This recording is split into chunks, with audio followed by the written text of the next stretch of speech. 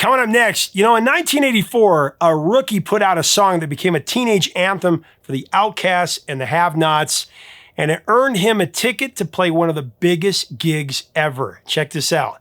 It's one that put him in front of 2 billion fans, one performance.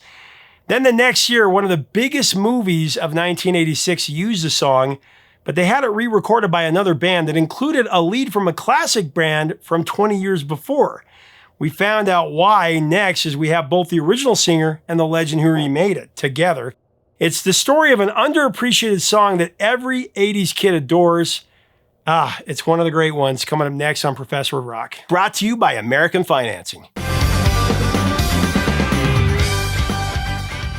Hey, music junkies, Professor of Rock, always here to celebrate the greatest artists and the greatest songs of all time. If you could relate to the many different characters in the films of John Hughes, the Brat Packers, or even the adults at this point, you're going to dig this channel of pure musical nostalgia. It's a story straight from the legends. Make sure to click on the bell, subscribe below so you never miss out. We have a lot of great content coming, a lot of great interviews. So I'm excited to bring you yet another episode from our series, Revelations. It's where featured artists go deep on their greatest songs and their greatest albums, stuff you won't find anywhere else. Today we have something really special that I seriously doubt has been done up to this point. Now look, if you don't recognize the artist or song's name once you hear both of these versions of this song, you will remember it. This is a quintessential song of the 80s, a true anthem for all the outcasts out there. Today, we're talking to Nick Kershaw and his 1984 classic ditty, Wouldn't It Be Good?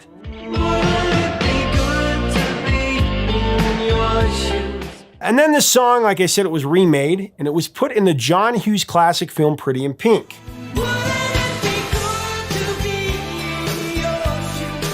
Guess what? We also have Danny Hutton from Three Dog Night, who did that remake as a band that he formed called Danny Hutton Hitters. He produced a couple of punk bands back in the 80s. Now, this was sung by someone else, so nobody really made the connection. Coming up next, we have interviews with both Nick Kershaw and Danny Hutton on the story behind this song. It includes the craziness of playing Live Aid. As a rookie, Nick did that.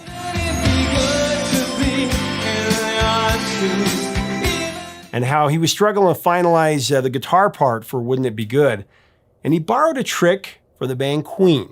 Find out what that is. All of this is coming up next on Professor of Rock. I'm excited to ask you about this next one, Wouldn't It Be Good? One of the greatest songs of the 80s, in my opinion. Your second single, title track to your debut LP, Human Racing, came out in 84.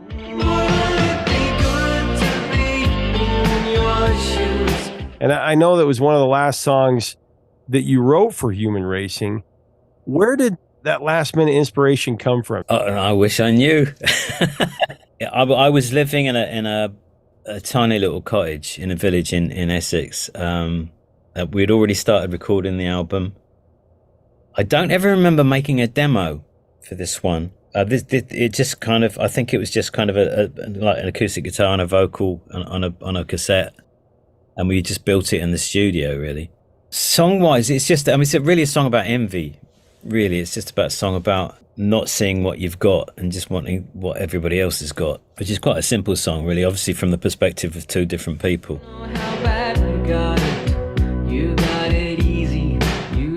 It was one of those songs that just grew and grew in the studio. We started all the tracks, I think, with a drum machine, just to get things going and some basic guide chords or whatever.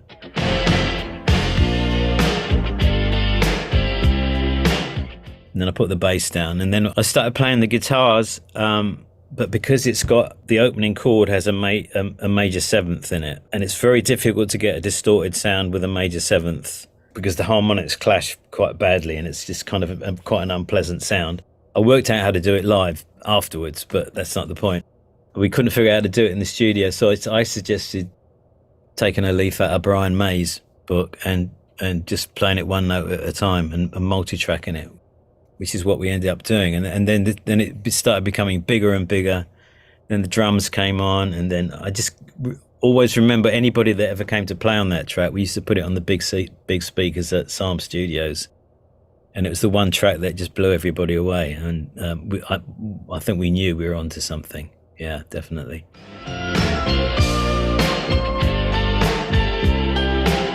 I read that to you originally intended, wouldn't it be good to be more of an aggressive track with a heavy guitar vibe? Um, a lot of your fans may not actually know you're a hell of a guitar player. Where did you decide to tone it down, or where did that come from? I think it was generally a mixed thing. I mean, it's all there. I mean, all the guitars are there. There's some pretty heavy guitars pumping away, but they're just mixed quite a way back, and it's sort of keyboard led.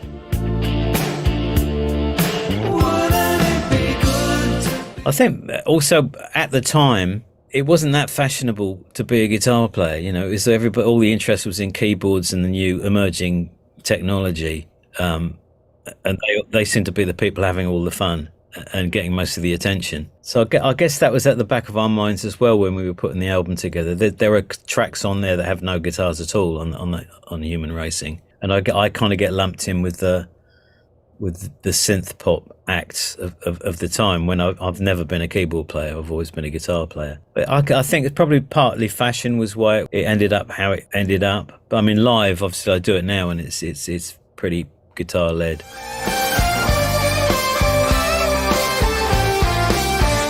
When you mentioned Brian May and taking a page out of his book, his influence on the arrangement, what were some of your favorite Queen records? Was there a particular song that you were thinking of as you were taking a page out of his book? I think the first album I bought was Sheer Heart Attack, which was Killer Queen and stuff on it.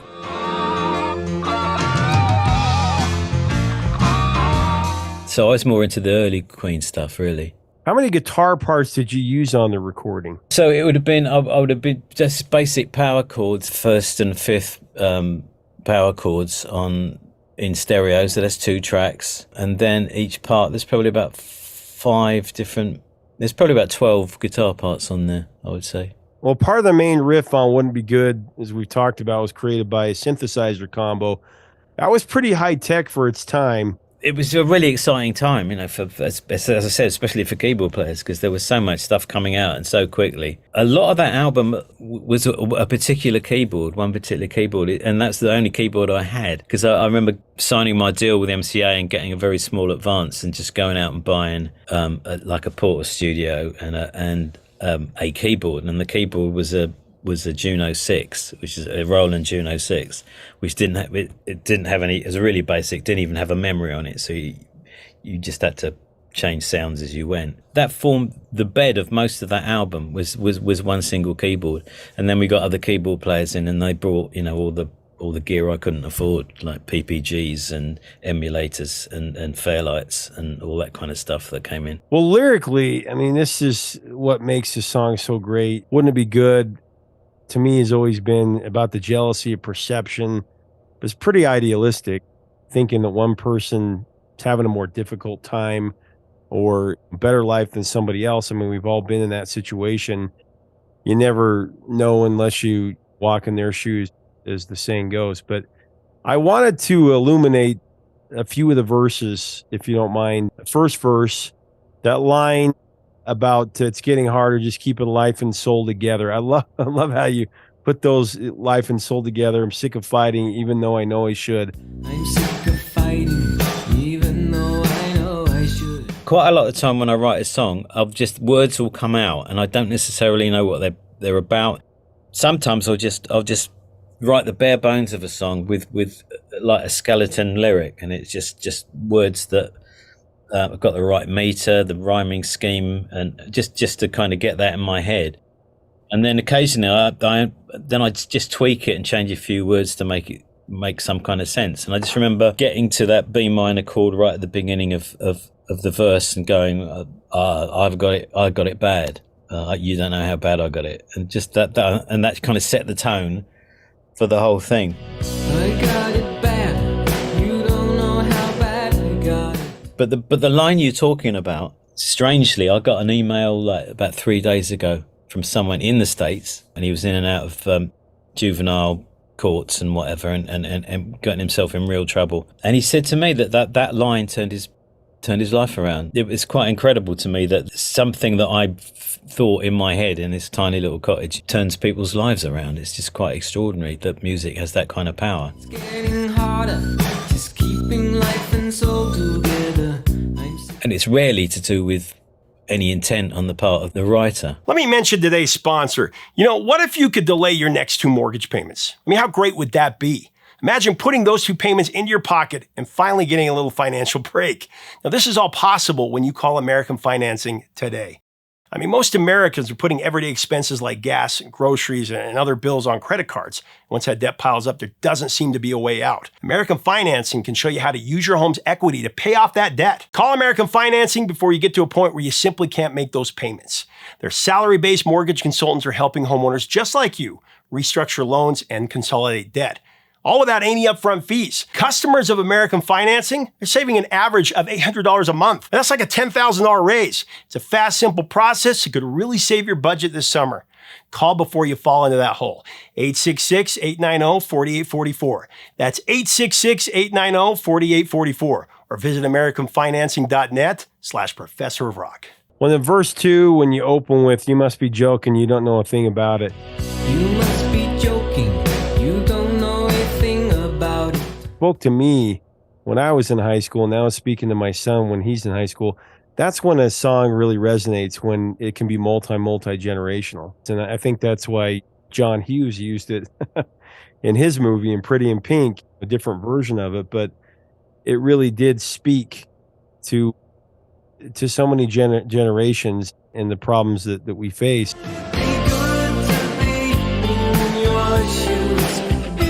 The chorus is where it really connects. Yeah, I think certainly the chorus. Yeah, the tune. Yeah, the tune was in my head for weeks, and it was just kind of messing with my head because it just demanded that I did something with it because when I think of a tune, I can hear the chords behind it, and I can hear the arrangement behind it and everything. So I could hear that, but I couldn't hear was a lyric.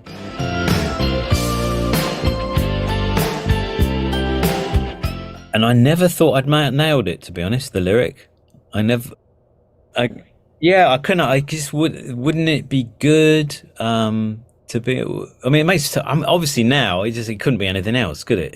That's the thing about songs; they just become what they become, and there's no way you could imagine that song being anything else. But at the time, that lyric just didn't sit properly for me until we got in the studio. It kind of bedded in, and then I started singing it.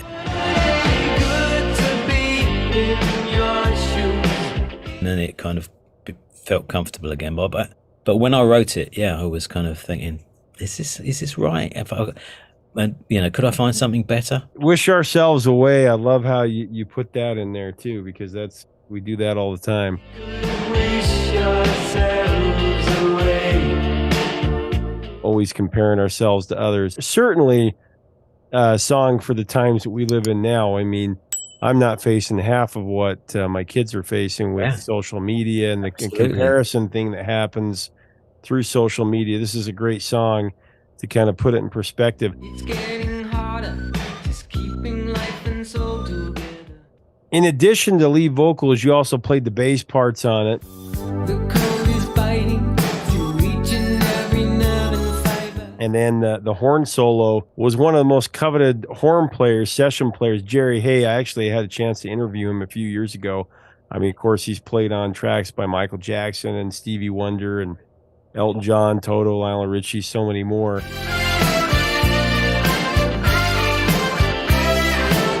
Did you always imagine that solo for the bridge? I kind of had the solo in my head. We were getting towards the end of recording, and I played the solo. And then Peter was going to take a break. He had to go to Los Angeles because he was Musical Youth's producer. But he took some tapes with him. He took some of my tapes with him. And when he got there, and Jerry Hay and Larry Williams and those guys were playing on the Musical Youth stuff, and he said, and he just basically just kind of fired up my stuff and said, could you copy that solo? And said, right, okay. So they copied the solo, and then I think Jerry said, has he got anything else he wanted to play on? And there was like 3 or 4 other tracks that he did some amazing arrangements for.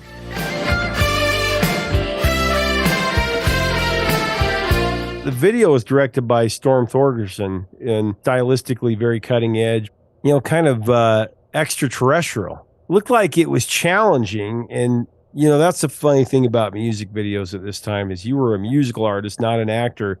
You Yeah. had to do some serious acting in that video, Well, I think as I said, when I was like 9 or 10, I was going to be a movie star. So that was really kind of playing into my hands. I did realize quite early on that acting isn't actually as easy as it looks. You must be joking. You don't know a thing about it. So I really enjoyed that experience. And then you watch the video back and you think, not sure what it's about, but it's it's going to get attention and it's going to get played on MTV and stuff. And sure enough, it did.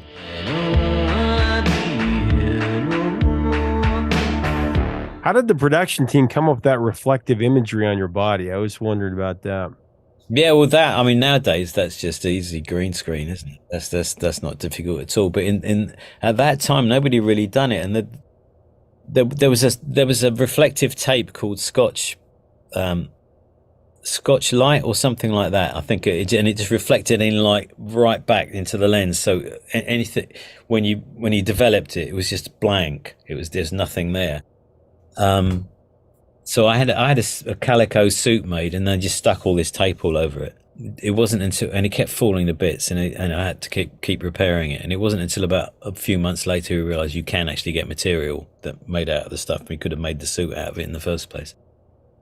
But so it was that, and then they had to just key it all on in post production. Basically, you just physically there's a piece of film with this basically transparent because it's got all this light reflected back. So you just basically laying one piece of film over another piece of film to get to see through it. And it's really basic technology, but at the time it was state of the art.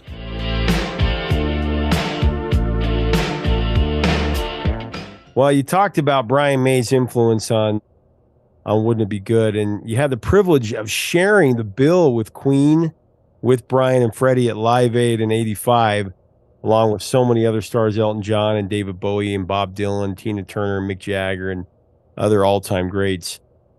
I can't even imagine playing with all those legends and then having to perform to an audience of billions of people.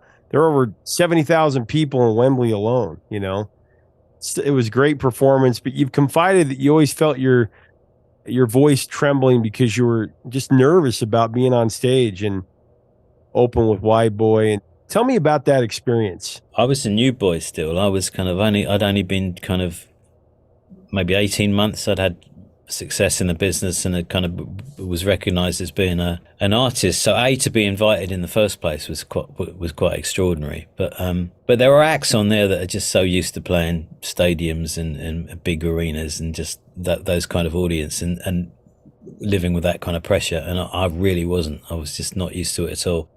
So it was terrifying. It was absolutely terrifying. How hard I got it. Stay out of my shoes if you know it. But because you don't want to mess up in front of 2 billion people, and you especially don't want to mess up in front of all your peers who are there and your heroes. So I don't remember that much about my actual performance. So I just remember being incredibly grateful that it was all over without a major disaster, other than forgetting some words which I covered for.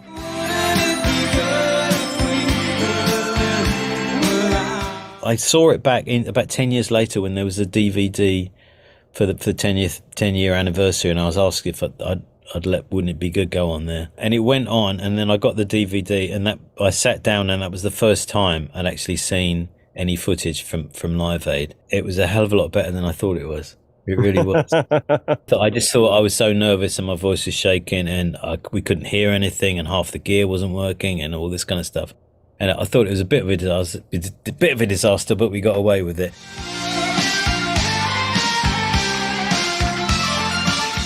It was an incredible day. I mean, I was sitting in the Royal Box watching it all go on when Queen walked on stage. So I actually saw that performance, and it's great to, with hindsight, it's a wonderful thing, and you look back and think, yeah, I was there, but I'm sure I knew as soon as they walked on that something special was happening. It was just really quite astonishing.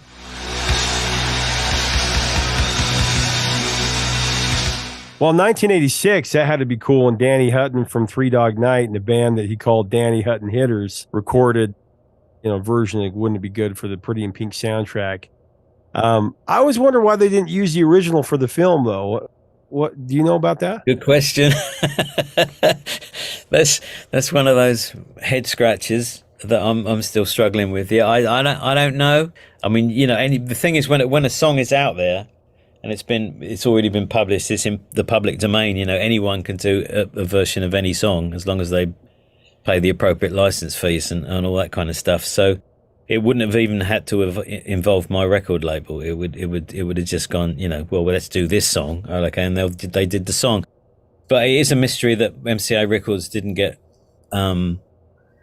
wind of it and thought, well, why don't you use the original? I remember I was playing the Pretty in Pink soundtrack, and I remember my dad said, Danny Hutton, I think that's the guy from Three Dog Night.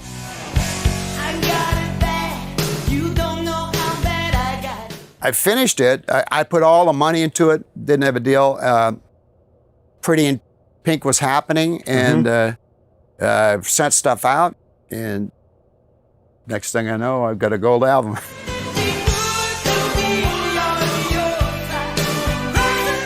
I always thought maybe he couldn't be singing that, and then I found out later reading the liner notes. So who was singing that? She's wonderful. Renee Gayer is just marvelous. That vocal just knocks you out. You should just hear all her stuff. One of the best, then, probably still now, one of the best female singers that I know. Just marvelous singer.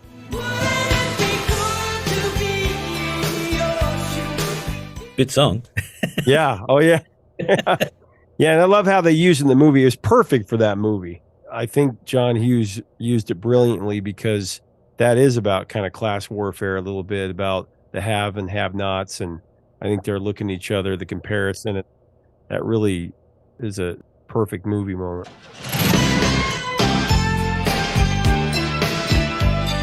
Well, to wrap up just on Wouldn't It Be Good, what are your final thoughts on it all these years later? It's still a very special track for me. It completely changed my life, put me on a different trajectory, and it means basically that I'm still doing what I love doing, and I'm still fortunate enough nearly 40 years later to be able to make my living playing music and playing those songs to people, and that one song is the main reason for it.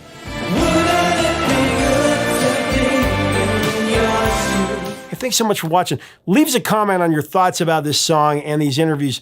Do you remember both versions of this song or that scene from Pretty in Pink? What are your memories of it? Let's have a great discussion below. What do you think is the greatest of John Hughes films or soundtracks? Let's talk about it. If you like our content, we invite you to subscribe. We'd love to have you. Every day we do this. Step in the time machine with us. Until next time, 3 chords. Yeah, the truth, my friends.